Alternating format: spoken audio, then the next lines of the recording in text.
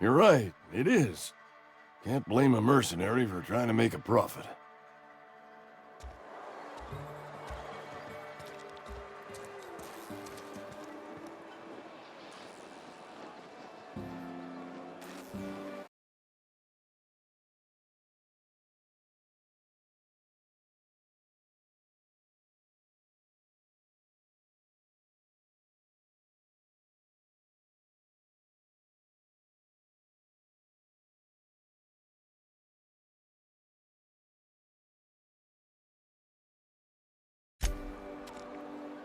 I've got some time.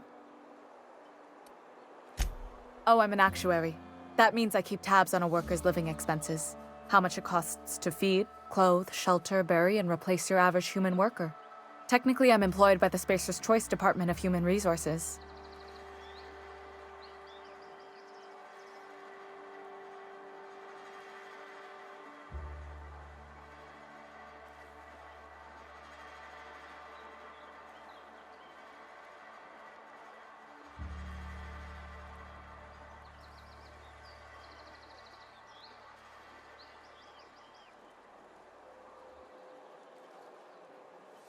Thanks.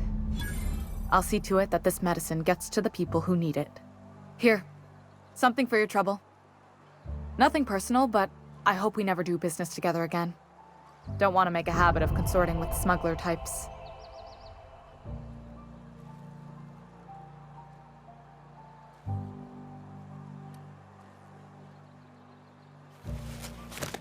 You do have some cheek on you. Lucky for you, I kept a little contingency fee in case you tried to negotiate with me.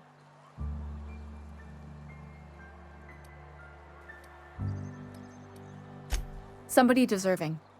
Silas on account of him being out in the cold. Amelia seeing how she's around people all the time. Anybody in the sick room?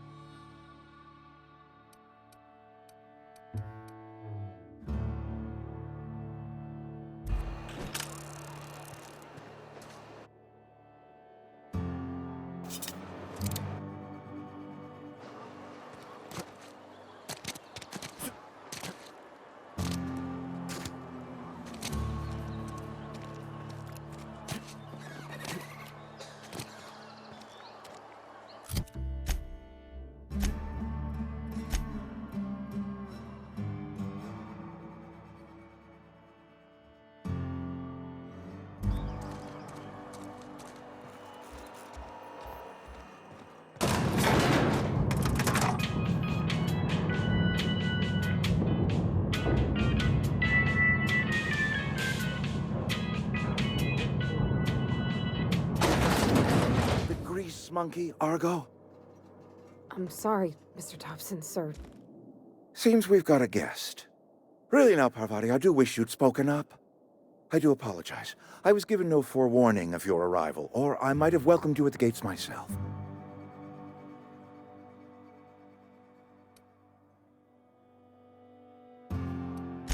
You were saying, Miss Holcomb. It's just what Bess needs is a proper refurbish. I can bandage her up and what all, but she's just old. Sorry, I'm sorry. I'll do better. And I do wish you'd stop referring to our cannery as Bess. Personification of company property is strictly contrary to the Spacer's Choice Code of Conduct. My apologies. I am not in the habit of allowing my guests to witness such a row. Now, what can I do for you?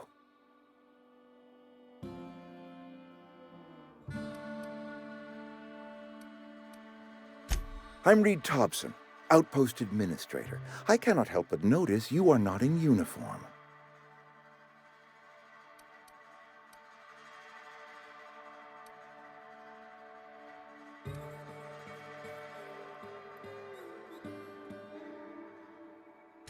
Shirt, pants, work boots, company-approved colors. The, honorable apparel of a loyal worker?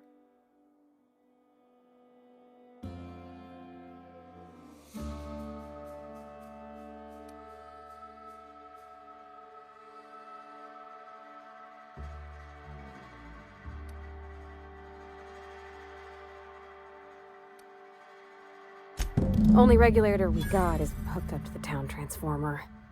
Mr. Thompson ain't liable to be keen on dismantling it. I beg your pardon. I am most emphatically not keen on any such thing. I can't let you have our power regulator. But I happen to know of another one. And I happen to know exactly how you may retrieve it without frying yourself in the process. Oh, yes.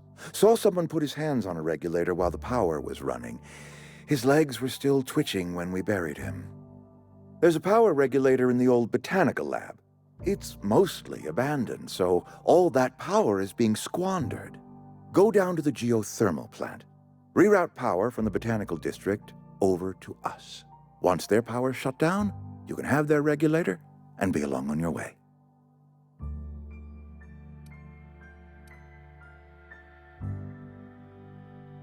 The geothermal plant was built by our owners, Spacer's Choice. Lit up the whole Vale once upon a time.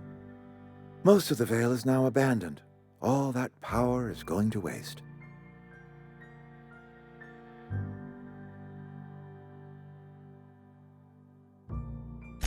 I was not entirely sure how to tell you this. The botanical labs are not legally inhabited, but there are people who live there.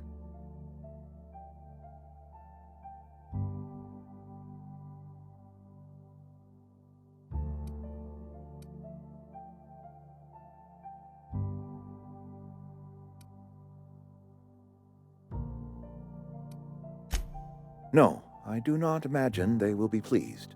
But like a parent disciplining an unruly child, you will be doing them a kindness. The people living in the botanical labs, they're deserters, former workers. I need them back at their posts. I need them to come home.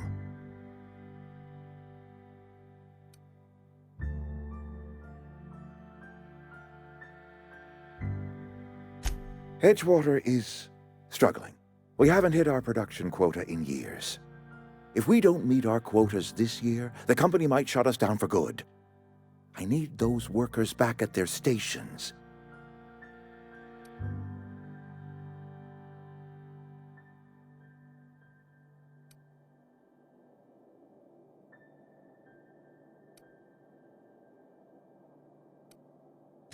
My hope is that by cutting off their power, you will convince those deserters to come back to town. Before you go to the plant, I want you to stop by the botanical lab. Speak to their leader, Adelaide. Tell her the power's about to go, and that it's time her band of deserters came back to town.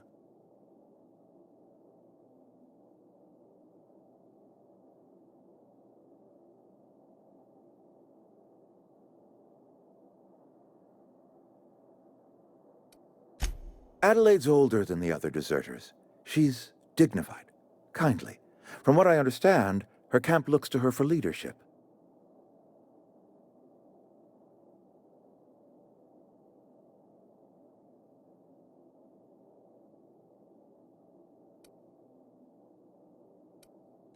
That reason was me. I asked too much and pushed too hard. But I am ready to make amends if they are willing to return to the fold.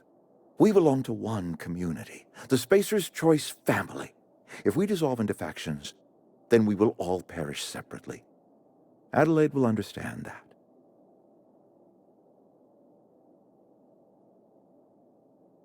My dad told me all about the plant. Taught me all he knew. I could come in useful. I mean, if that's all right with you, Mr. Thompson. Sir. I hesitate to part ways with Miss Holcomb, but I cannot deny that she is talented and may prove useful to you.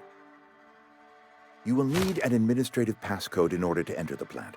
I am trusting you with mine, and trusting Miss Holcomb to guide you if you'd like. Great! I got my wrenches and diagnosticators and hairpins and engine tape, so I'm all set. Well, I am glad to hear that. Best of luck to you, and thank you again for your help. It is a lot to ask of a stranger, I know.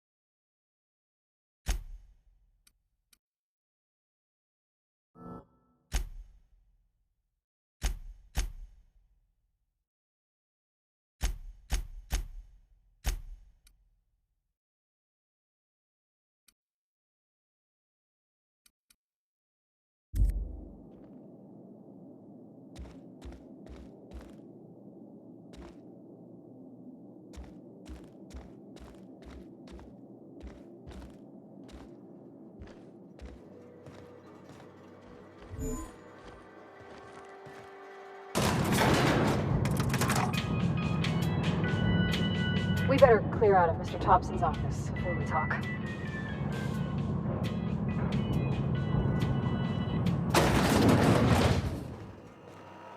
Hey, mister, can we talk? Sorry. Let's talk when you're free.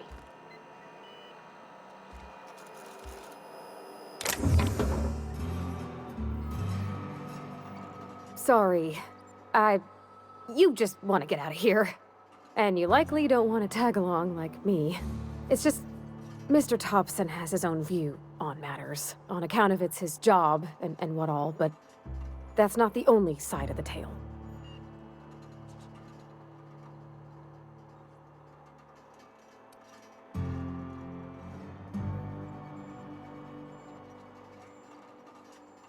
Oh, he ain't a liar. He believes every word he says. It's just, he doesn't always get where other folk are talking from.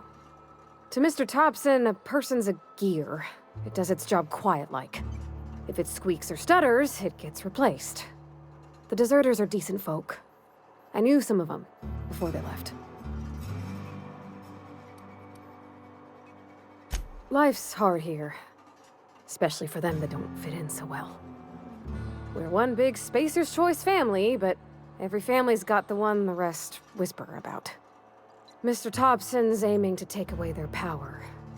They'll have no lights to see, nor heat to cook. They'll be at the mercy of marauders, or worse. I think you should talk to the town's vicar about it. Max, his name is.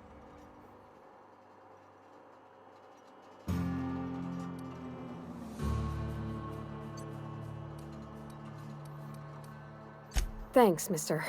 I just think when you gotta make a decision that'll hurt somebody, it's best to think on the right and wrong of it. That's what my dad used to say anyways.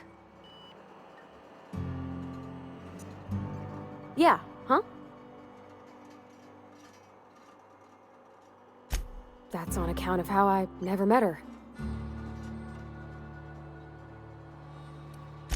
She was in another division of the Spacer's Choice family.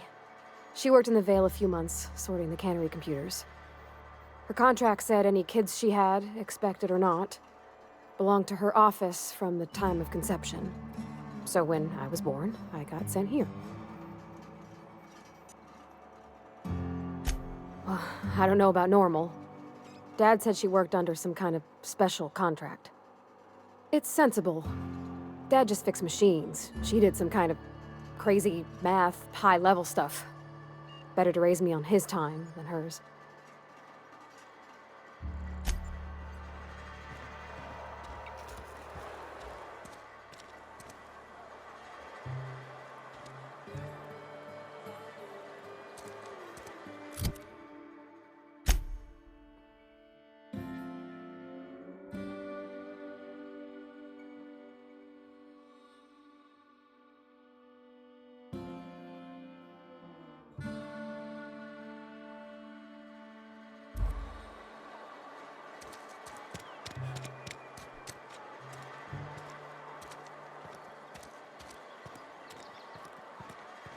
I'm sorry. I'll just be a minute.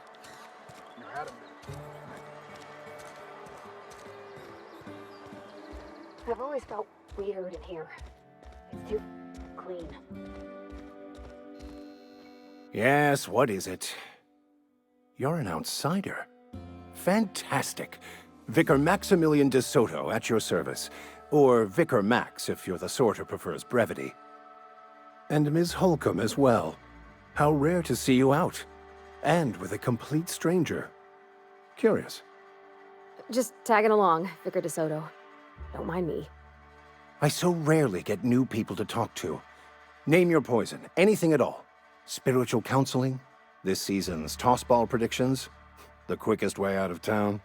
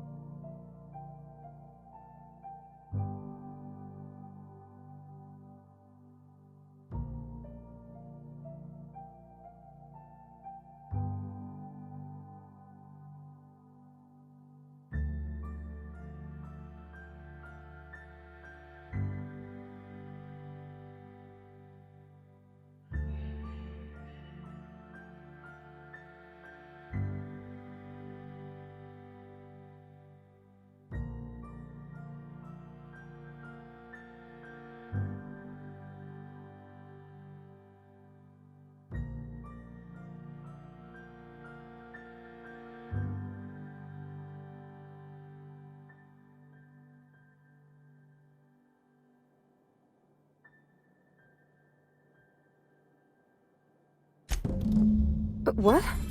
I thought you would talk to him. You wanted to speak to me, Ms. Holcomb? Every time I've tried to engage you in conversation, you look at the floor, answer in single words. I can't imagine what would be so grave.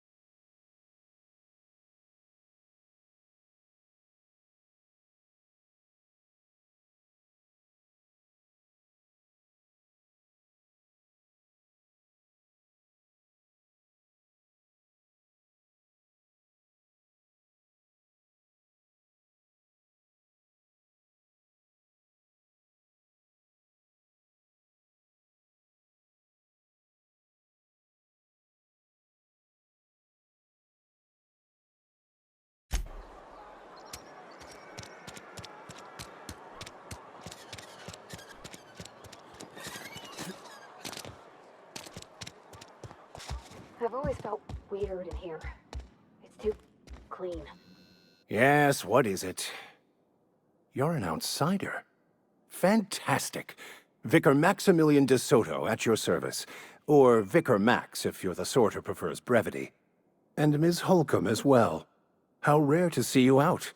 And with a complete stranger. Curious. Just tagging along, Vicar DeSoto. Don't mind me. I so rarely get new people to talk to. Name your poison, anything at all. Spiritual counseling? This season's tossball predictions? The quickest way out of town?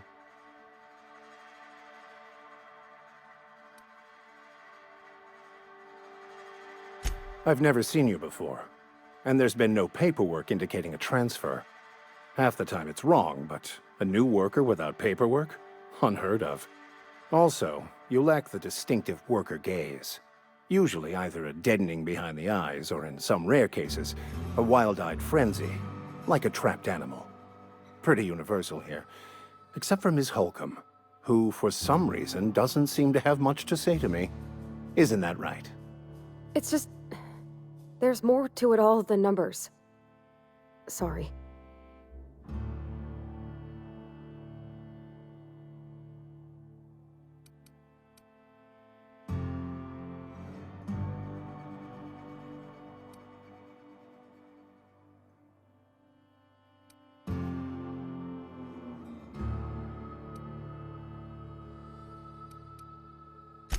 What would you like to discuss?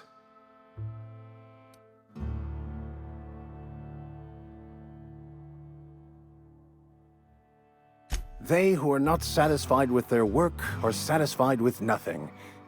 No? How about, work fortifies the spirit. True exhaustion awaits idle hands.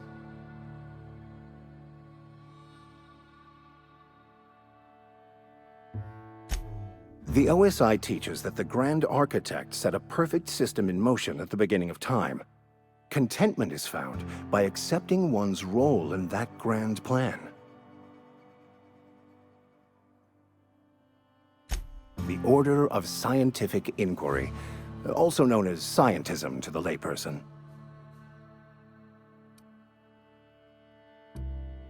What would you like to discuss?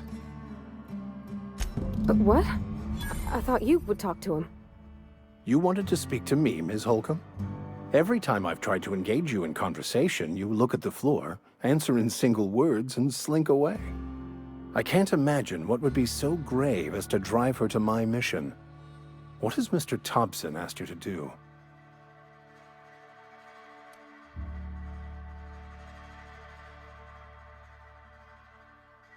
Depriving them of safety from the marauders and wildlife. I can see why that troubles you. Miss Holcomb has a soft heart. Always has, if you believe the talk.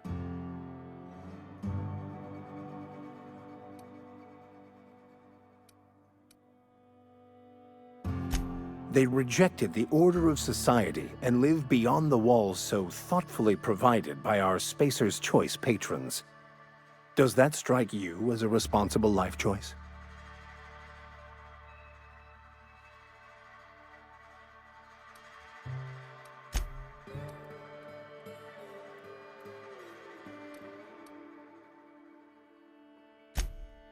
Assuming your goal is to save as many as possible, then you should bring everyone together.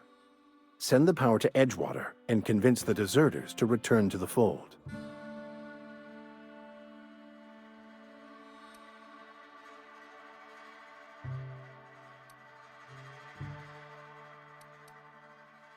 Not if things are left to stand as they are. If you don't mind a bit of unsolicited advice, be cautious on your way to the geothermal plant. It is not as safe as you might assume. One of the reasons I transferred here was to fulfill my duty in hunting down banned heretical texts. I happen to know such a book is, as we speak, tainting a collector's library in Emerald Vale. However, the collector's residence lies outside the town's walls. My retrieval efforts have been thwarted by marauders who have overrun the property. Should you fare better than me, I'd pay a handsome sum for the book.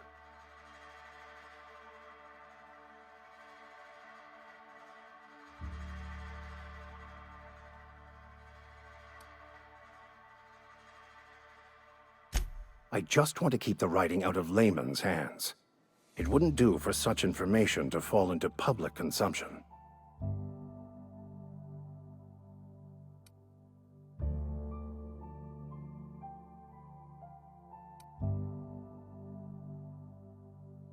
It's a handwritten journal, a faded blue cover with the name M. Bakonu handwritten in the lower corner. I'll mark where I saw it on your map. Assuming you're serious? It is not only a beautiful relic of a bygone time, it's also the thoughts of an early thinker on the nature of man's place in the cosmos.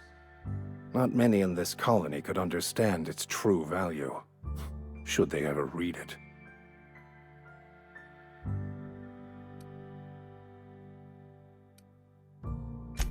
Thank you. If you retrieve it, you can always find me here.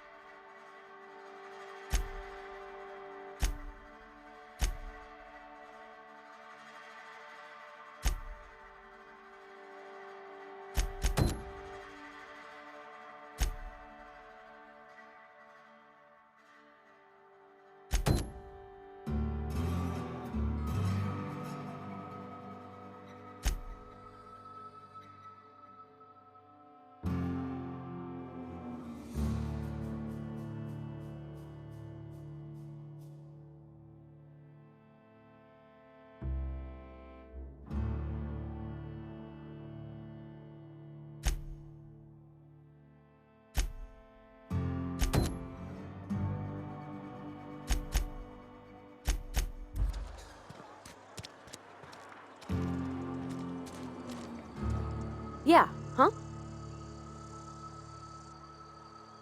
You mean about the mission being too clean?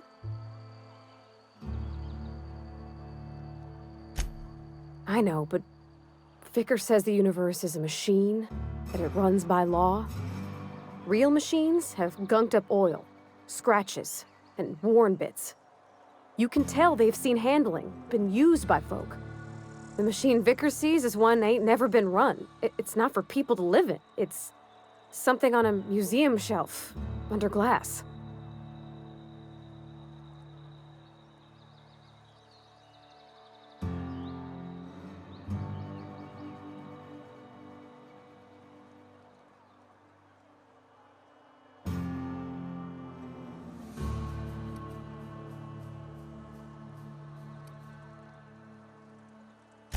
Fixing the universe is a job for somebody way better than the likes of me.